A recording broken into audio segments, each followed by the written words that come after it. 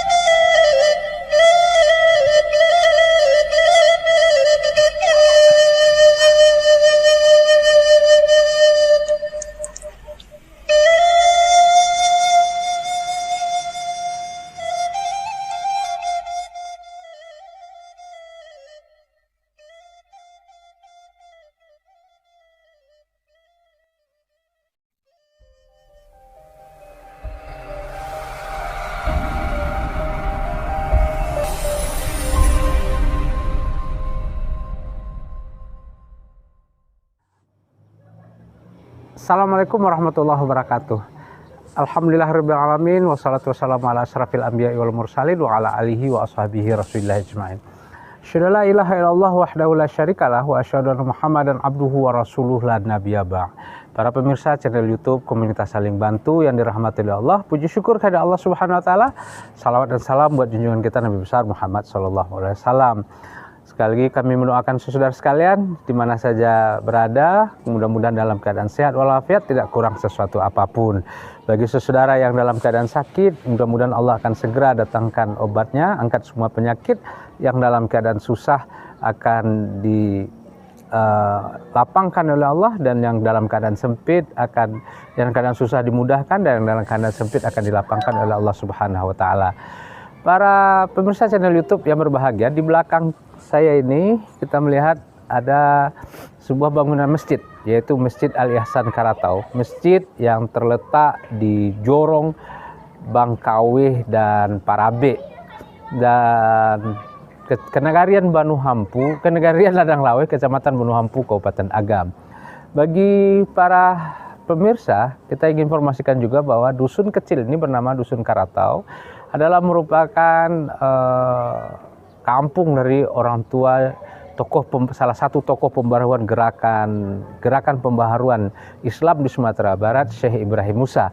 Dari Karatau ini kira-kira sekitar 300 meter itu akan terdapat sebuah pondok pesantren Sumatera Tawalib yang menolehkan sejarah yang begitu besar dalam gerakan pembaharuan pemikiran Islam di Sumatera Barat.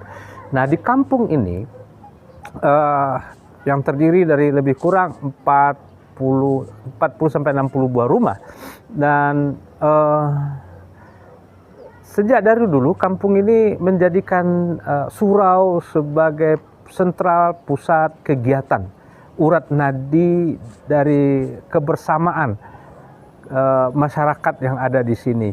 Dan yang berawal dari Surau Batu, kemudian di tahun 90 karena tidak muat lagi menampung jamaah, kemudian dibangun menjadi sebuah masjid yang dikembangkan menjadi Masjid Ali Hasan Karatau, dan baru selesai di tahun 93, dan sampai sekarang alhamdulillah bangunan itu masih berdiri dengan kokoh. Dan bagaimana masjid begitu berperan penting dari sentra kehidupan masyarakat di Karatau ini, dan bagaimana dia juga berperan untuk pemberdayaan, pendidikan, dan seterusnya.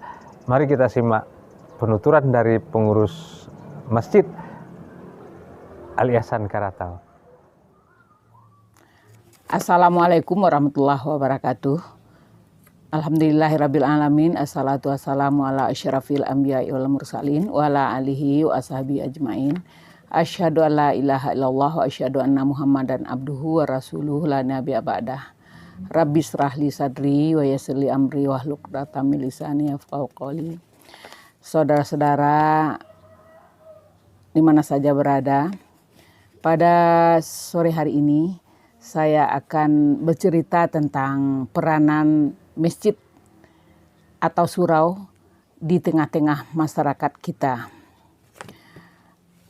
Perkenalkan, nama saya Yurniati Munir. Saya berasal dari Dusun Karatau, Jorong Parabek Bangkaweh, Kanagarian Ladang Laweh, Kecamatan Benohampu, Kabupaten Agam, Provinsi Sumatera Barat.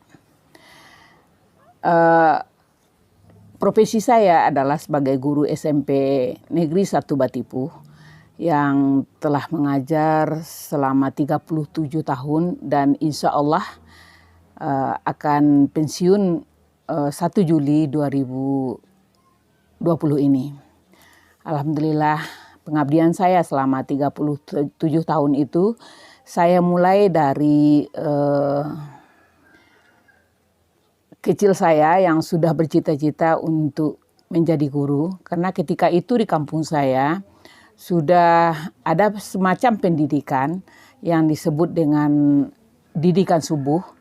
Di didikan subuh itu kami dibina untuk tampil ke depan, mulai dari membaca ayat-ayat suci Al-Quran, menjadi pembawa acara, berpidato, begitu seterusnya, sehingga keberanian itu sudah kami pupuk sejak dari kecil. Makanya saya sejak kecil itu sudah bercita-cita menjadi seorang guru. Di kampung saya Karatau itu sejak tahun 60-an yang namanya surau, nama surau kami itu Surau Batu Ali Hasan Karatau. Surau Batu Karatau namanya di awal pendiriannya itu. Surau itu kecil, musala kecil, tapi kegiatan di musala itu cukup banyak, cukup ramai. Mulai dari kegiatan didikan subuh, kegiatan MDA, kegiatan remaja, sampai dengan kegiatan-kegiatan pengajian untuk ibu-ibu. Jadi kami sudah terbiasa di Karatau itu menggunakan pusat kegiatan itu di masjid. Apa saja bentuk kegiatan itu pasti dipusatkan di masjid.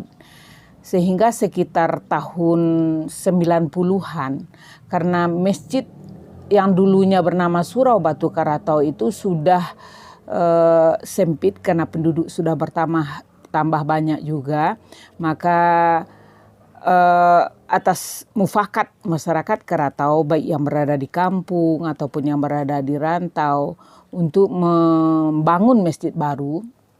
Sehingga alhamdulillah berkat bahu-membahu masyarakat Karatau yang berada di kampung, yang berada di rantau, berdirilah sebuah masjid yang menurut kami itu sudah sebuah masjid yang sangat megah sekali. Masjid itu 2 lantai. Di lantai pertama kami gunakan untuk salat, sementara lantai kedua itu adalah untuk kegiatan apa saja, mulai dari kegiatan MDA, kegiatan remaja, kegiatan lomba-lomba yang itu diadakan oleh anak muda di Karatau, atau kami sebut nama anak muda itu dengan pemuda-pemudi Karatau, yang sejak dulu pemuda-pemudi Karatau itu sudah eksis dalam kegiatan-kegiatan kampung ini. Jadi boleh dikatakanlah kegiatan pemuda dan pemudi di Karatau itu sudah menjadi andalan. Jadi yang bergerak di Karatau itu adalah pemuda-pemudinya, begitu. Dari dulu itu sudah pemuda-pemudinya. Boleh dikatakan anak muda Karatau yang merantau itu dasar pendidikan agamanya itu adalah di masjid atau di surau namanya. Karena memang kegiatan masjid atau kegiatan surau itu dihandle oleh anak-anak muda yang kami sebut dengan pemuda-pemudi itu. Alhamdulillah lah sampai sekarang kegiatan tersebut turun-menurun. Jadi ada semacam istilah pewarisan lah. Ketika mereka sudah tamat SMA, mereka akan mewariskan kepada adik-adiknya yang di SMA untuk membimbing adik-adiknya yang di bawah itu, gitu. Jadi boleh dikatakan bahwa pendidikan dasar di Karatau itu, terutama pendidikan agama itu dimulai dari surau. Jadi jauh sebelum negara kita atau nagari kita atau provinsi kita mencanangkan balik ke surau, sebenarnya kami di Karatau sudah dari awal-awal sudah mencanangkan pemuda itu dan pemudi itu berpendidikan di surau. Jadi artinya kalau masjid kami di Karatau yang sekarang kami namakan dengan Masjid Ali Hasan Karatau, yang sudah selesai dibangun sekitar tahun 1993, mulai pembangunannya 1990-an dan akhirnya selesai sekitar 1993, dan sekarang sudah bisa kami nikmati, sudah bisa ditempati untuk salat berjamaah di masjid lantai atas dan untuk kegiatan-kegiatan lainnya di masjid lantai keduanya. Selain dari kegiatan-kegiatan yang kami sebutkan di atas, barangkali yang menjadi kebanggaan kami di Karatau itu adalah kebersamaan masyarakatnya, baik dalam suka dan dalam duka. Terlebih-lebih dalam duka. Kalau barangkali dalam suka itu biasa saja kita bersama, tapi kalau di Karatau itu, kalau dalam hal duka itu sangat menjadi contoh lah bagi nagari sekelilingnya, bagaimana kebersamaan orang Karatau dalam menangani kedukaan, dalam menangani kemalangan. Misalnya salah satu kematian misalnya, tanpa dikomando pun ketika mereka tahu bahwa ada yang meninggal di kampung itu, mana yang bekerja di sawah, mana yang bekerja di ladang, pasti pulang. Dan yang pegawai negeri sekalipun, ketika mereka itu tahu bahwa ada yang meninggal di kampung, walaupun itu bukan famili mereka, bukan sanak saudara mereka, tapi hanyalah orang kampung di Karatau itu yang meninggal, mereka itu akan minta izin untuk tidak hadir di tempat mereka bekerja. Di sana terlihat sekali kekompakan orang Karatau itu dalam menangani masalah hal-hal yang semacam itu. Sampai nanti 3 hari lamanya mereka akan mengadakan pengajian selama 3 hari berturut-turut ke rumah duka. Dan hal itu sekarang di nagari lain mungkin sudah menjadi hal langka begitu. Tapi kami yang di Karatau yang terdiri dari 4 suku itu tidak memperhitungkan suku mana itu yang meninggal. Tapi keempat suku itu akan hadir bersama-sama di rumah duka itu gitu. Itu mungkin yang telah diterapkan di Karatau, dan kami bersyukur punya nenek moyang, punya nini mama yang mewariskan hal yang semacam itu kepada kami secara turun-menurun. Kemudian di Karatau itu yang tak kalah pentingnya kegiatan sekali setahun yang namanya kegiatan kurban itu, yang pada mulanya kurban itu hanya 1 ekor 2 ekor, tapi sekarang alhamdulillah setidaknya 7 ekor sapi bisa tersedia untuk kurban di Karatau itu. Cara mengumpulkan korban itu pun barangkali di tempat lain bukan seperti itu. Mungkin orang akan kumpulkan ketika hari raya korban itu akan datang, tapi kami sudah kumpulkan ketika di awal-awal setelah korban itu ada, kami sudah menunjuk itu panitia yang diwakili oleh masing-masing persukuan di Karatau itu untuk meminta korban sekali seminggu dari rumah ke rumah di kampung itu. Sehingga pada umumnya tidak ada rumah yang tidak ikut berkorban gitu. Makanya dengan penduduk Karatau yang 250 jiwa lebih kurang, yang rumahnya hanya 65 buah, itu bisa mengumpulkan korban sebanyak 8 ekor jawi atau ekor sapi. Itulah kebersamaan yang barangkali menjadi sebuah kebanggaan bagi kami itu. Dan sebelum diadakan korban itu sudah menjadi tradisi pula bagi kami itu untuk makan bersama di lantai 2. Yang setelah salat Idul Adha itu beramai-ramai ke lantai 2, makan bersama namanya. Yang makanan itu pun bukan dimasak secara beramai-ramai, tapi ibu-ibu itu membawa dari rumahnya masing-masing, membawa lauk pauk, membawa nasi, membawa makanan lainnya, sehingga beragamlah makanan yang tersedia pada waktu itu. Dan itu menjadi sebuah sebuah kerinduan bagi orang rantau untuk pulang di Idul Adha itu, karena adanya makan bersama seperti itu gitu, yang mungkin barangkali di daerah lain bentuknya lain pula, barangkali di kampung kami itulah yang menjadi sebuah kebanggaan bagi kami. Kemudian di Karatau itu kami punya sebuah kelompok tani, yang kelompok tani itu juga berpusat di masjid. Yang diadakan 2 kali seminggu kegiatannya, 1 kali sebulan, minggu kedua setiap bulannya. Itu kelompok tani yang berkumpul membicarakan masalah pertanian. Cuma keistimewaannya kelompok tani Subur Makmur yang di Karatau itu punya sebuah koperasi lah. Sebuah koperasi yang modalnya dari anggota untuk anggota. Bermula dari modal kecil-kecilan yang anggotanya menyimpan semacam simpanan wajib itu 20.000 1 bulan. Kemudian lama-kelamaan alhamdulillah sekitar 50 juta asetnya sudah ada sampai sekarang begitu. Dan dari 50 juta itu bergulir pinjaman kepada anggota tanpa bunga. Kami sudah menerapkan semacam koperasi syariah lah istilahnya. Jadi artinya anggota itu hanya membayar administrasi saja untuk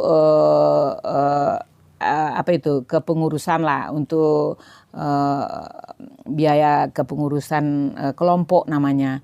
Dan kalau misalnya uang administrasi itu berlebih, itu akan dikembalikan juga kepada anggota, mungkin dalam bentuk makan bersama, mungkin dalam bentuk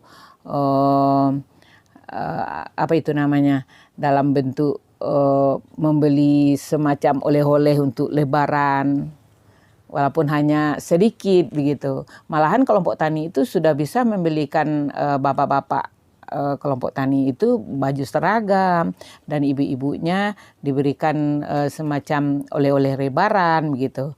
Itu juga semacam kebanggaan kami juga di Karatau yang bisa menciptakan koperasi yang semacam begitu. Yang basisnya juga di masjid.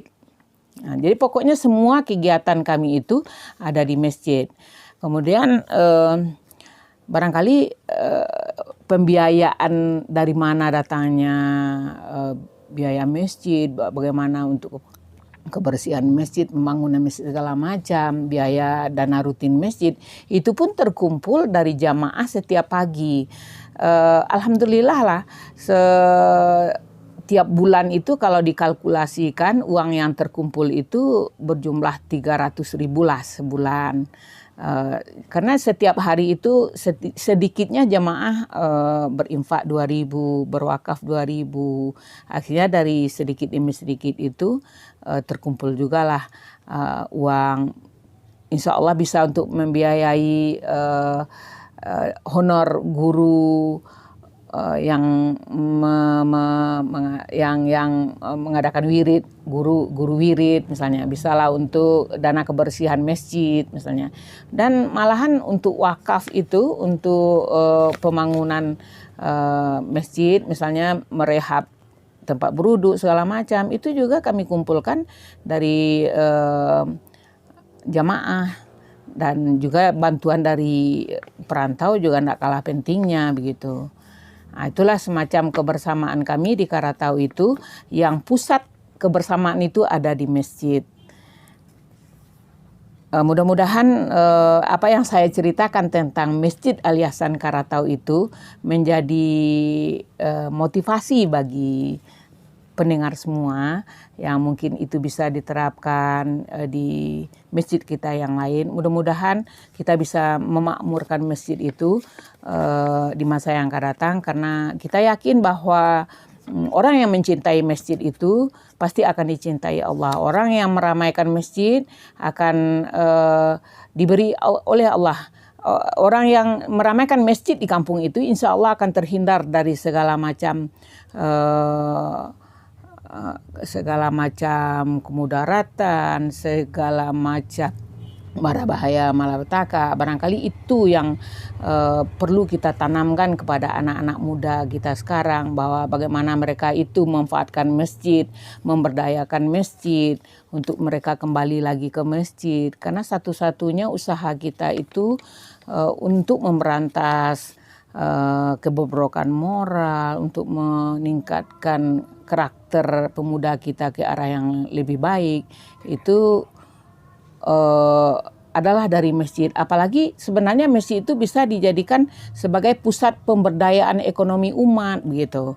Mungkin seperti yang kami lakukan misalnya dengan mengadakan koperasi yang basisnya di masjid begitu. Itu semacam usaha ekonomi yang berbasis masjid juga, dan itu alhamdulillah kami lihat manfaatnya sangat banyak sekali. Mereka, ibu-ibu atau bapak-bapak yang butuh uang, itu mereka bisa mengambilnya dari koperasi begitu. Kemudian pembayarnya bisa dicicil, dan itu tidak memberatkan. Ketika anak mereka butuh uang sekolah, uang kuliah begitu, mereka bisa meminjamnya dari koperasi itu. Alangkah baiknya kita coba hal yang semacam itu begitu. Jadi satu lagi kebanggaan kami di Karatau itu adalah ketika mindset orang Karatau sudah jauh ke depan, dengan arti kata mereka itu memprioritaskan pendidikan. Mereka itu sudah dari dulu menghendaki anak mereka itu harus kuliah setidak-tidaknya. Jadi boleh dikatakan satu rumah itu setidaknya satu orang sarjana ada di sana. Walaupun mata pencaharian penduduk di Karatau itu hanya dengan bertani. Sehingga ada seloroh yang mengatakan bahwa sarjana di Karatau itu adalah sarjana wortel, sarjana cabai, begitu kira-kira. Demikianlah barangkali yang dapat kami sampaikan. Mudah-mudahan jadi motivasi bagi pendengar semua. Wassalamualaikum warahmatullahi wabarakatuh.